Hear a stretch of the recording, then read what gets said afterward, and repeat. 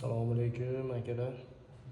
Mana navbatdagi samozyonimiz bitdi. Endi uстановkalari bo'lgan yo'q bu, kafeli bitdi. Uстановka bo'lgandan ham bitta obzor qilib ko'rsataman. Svetlar patologlar bo'lgan yo'q. Kafelimiz to'liq o'zi bitdi. Kafelimiz Xitoydagi 75 ga 1,5. Ikki qator qilganmiz, bo'yi 3 metr.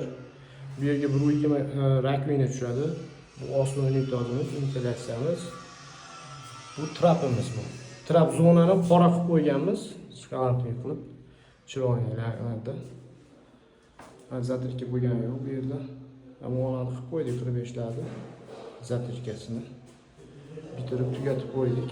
Xudo xolasa ko'rib boqaverasizlar. Polni ham svetda qo'ydik bir xilda. Ahamiyat berasizlar, mana shu holatdagi narsa. Bu zona qora bo'lib turibdi.